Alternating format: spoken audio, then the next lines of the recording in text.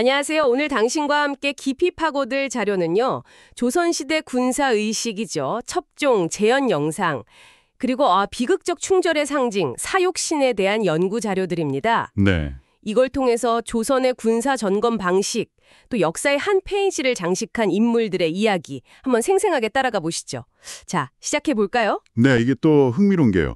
이 두 이야기가 벼룬검이라는 제도를 통해서 연결이 됩니다. 아, 벼룬검이요? 네, 그래서 첩종의 어떤 장엄함과 사육신 사건의 비극, 그 이면에 숨겨진 이야기들을 한번 같이 파헤쳐 보죠. 좋습니다. 그럼 먼저 첩종 영상 자료부터 볼까요? 이게 왕이 직접 군대의 준비 상태나 기강을 점검하는 그런 대규모 군사 사열이었죠. 맞습니다. 영상 시작이 꽤 긴박하던데요. 남쪽에서 외구 침입 보고가 오고 심지어 봉화까지 제때 안 오른다. 뭐 이런 보고에 왕이 직접 군 점검을 명하는 상황이었어요. 네, 그렇죠. 이 첩종이라는 게 단순한 점검을 넘어서요.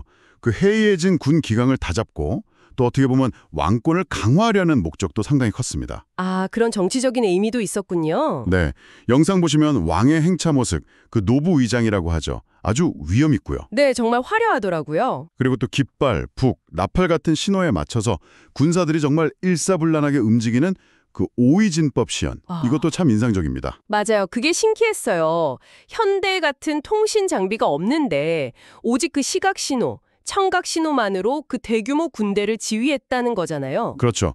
당시로서는 이게 굉장히 정교한 시스템이었던 거죠. 검이나 창, 방패 같은 무기 들고 무예 시범하는 것도 볼 수 있었고요. 아, 참. 그리고 그 장면도 있었어요.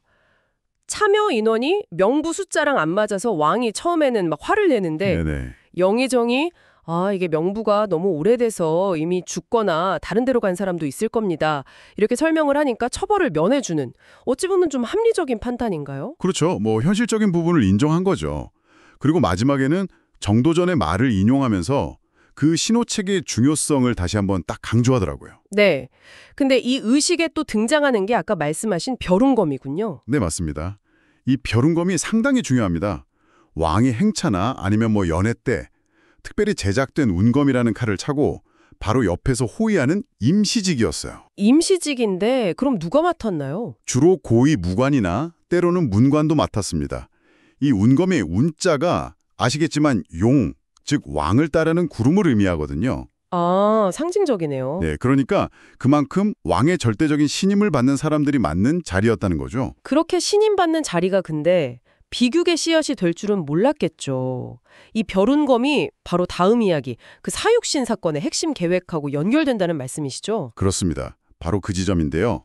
사육신, 우리가 잘 아는 성삼문, 박팽년, 이계, 하위지, 유성원, 유웅부 이 6신하가 있지 않습니까? 네, 단종 보기를 꾀했던 분들. 맞습니다. 어린 단종을 몰아내고 왕위를 찬탈한 세조에게 반발해서 단종 보기를 비밀리에 도모했던 거죠. 계획이 아주 구체적이었어요. 어떤 계획이었죠? 명나라 사신을 접대하는 연회가 열리는데 그때 마침 벼룬검으로 임명된 성삼문의 아버지 성승 그리고 유웅부 이 두 사람이 직접 세조를 제거한다는 계획이었습니다. 와, 정말 대담했네요. 연회 자리에서 그것도 왕 바로 곁에서요. 네, 아주 치밀하게 준비했는데 네. 이게 틀어집니다. 아, 왜죠? 함께 모의했던 김질리란 인물이 있었는데 이 사람이 자기 장인 정창손에게 계획을 털어온 거예요. 아이고, 왜 그랬을까요? 뭐 여러 이유가 있겠지만 당시 법으로는 모반을 알고도 고변하지 않으면 연좌제로 아주 중보를 받거든요. 근데 반대로 고변하면 칼상을 받을 수 있었으니까요. 아마 그런 현실적인 이유랑 장인의 설득에 넘어간 것 같아요. 그렇군요. 계획이 탄로 났으니 이제 세조가 가만히 있지 않았겠네요. 그렇죠. 세조가 또 한명회의 조언을 받아들입니다.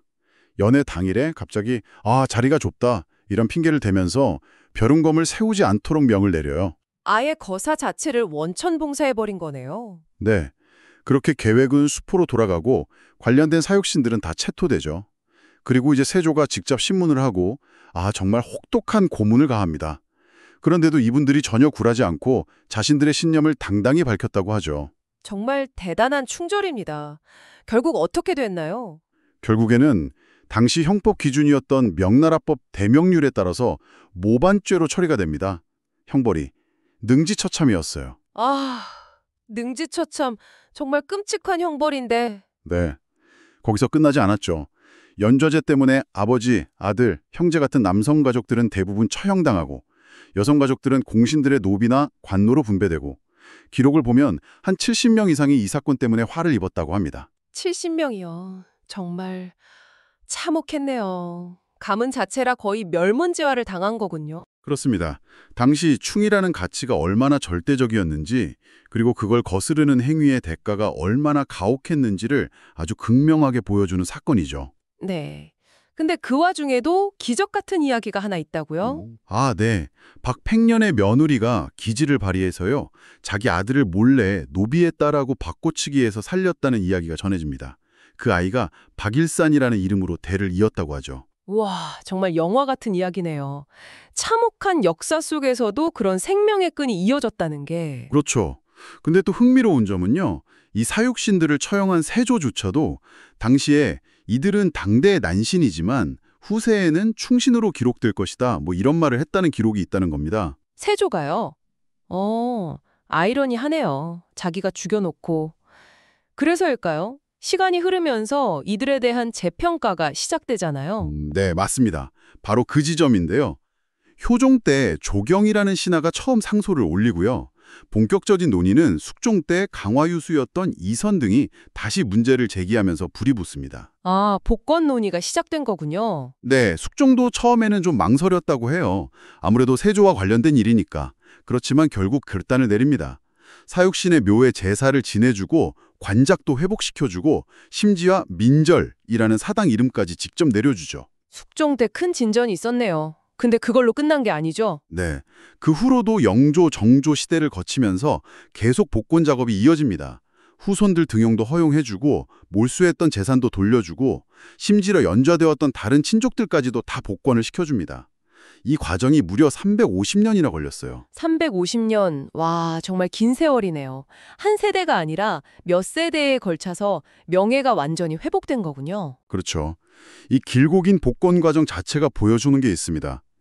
역사는 그냥 과거의 기록으로 끝나는 게 아니라 후대에 의해서 계속 다시 해석되고 그 의미가 재평가되는 어떻게 보면 살아있는 이야기라는 거죠. 당신께서도 아마 이 지점에서 많은 생각을 하실 수 있을 것 같습니다. 네, 오늘 저희가 첩정이라는 조선의 군사의식에서 시작해서 별룬검이라는 그 흥미로운 연결고리를 따라서 사육신의 비극적인 충절, 그리고 그분들의 명예가 회복되기까지의 정말 긴 여정을 함께 따라와 봤습니다. 네, 당대에는 가장 무거운 죄, 역적으로 낙인 찍혀 사라졌지만 수백 년이라는 시간을 거치면서 결국에는 충절의 상징으로 다시 태어난 이 사육신의 이야기가 오늘날 우리에게도 참 많은 질문을 던지는 것 같습니다. 맞아요. 역사를 우리가 어떻게 기억해야 하는지, 또 인물 평가는 어떻게 해야 하는지에 대한 좀 깊은 고민을 남기는 것 같습니다. 당신께서는 오늘 이야기 들으시면서 어떤 부분이 가장 기억에 남거나 또 마음에 와닿으셨는지 궁금하네요.